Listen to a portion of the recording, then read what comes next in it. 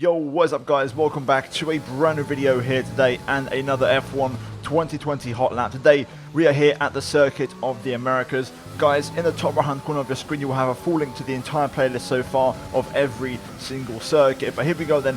First of all, turn 1, the black box on the right hand side is your reference brake. Just after that, down to second gear or third, depending on your preference for turn 1. Important to get a good exit out of here and really get the power down nice and early. We now go flat out through the first couple of S's, a small lift into the right hander here with the downshift into 6th gear, and now carrying momentum to open up the left hander to start sector 2.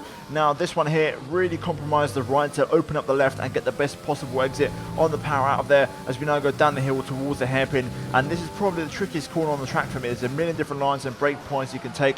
I brake in between the 100 and the 50 down to second gear. Really focus on your exit out of here, so slow in, fast out to really get that maximum top end speed along this absolutely colossal back straight.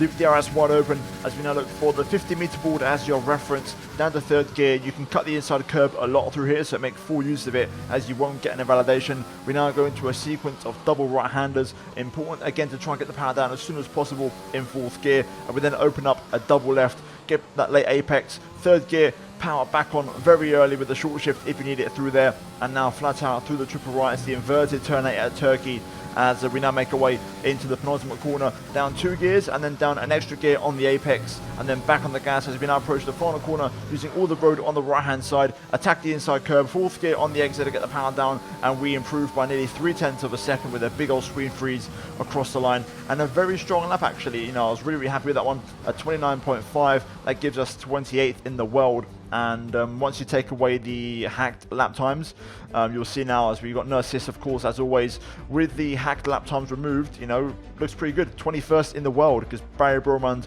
has the fastest lap out of anybody around here. So I'm happy with it. Really good lap. The car was phenomenal. The setup gives great balance, I feel, and good consistency around here. And it's a track that I'm not very fast at, so I feel like the setup is pretty good.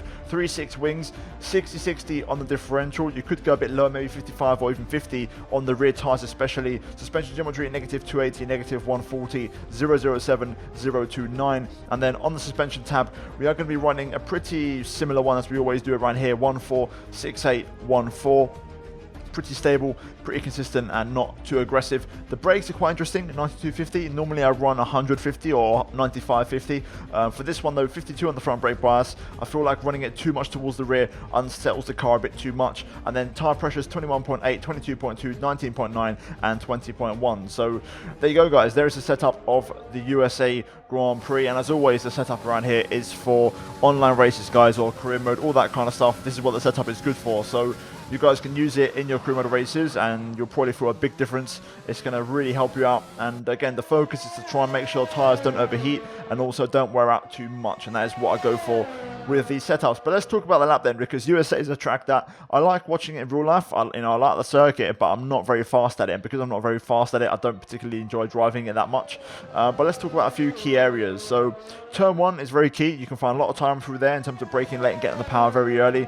This corner here though for me is the trickiest one, and there's a lot of time to find through here. The hairpin, I can never get it right. Whenever I push the braking, I always lock up, or sometimes I brake too early. But the main thing around here is to really try and get that exit. So whatever line you may take, just make sure the exit is really, really good and you get the power down really early to give you, give yourself a big, massive speed boost down the back straight. And then the rest of the lap is pretty straightforward in my opinion. It's all about keeping it clean, trying to get the power down as soon as possible. Like for example here, the double right-hander.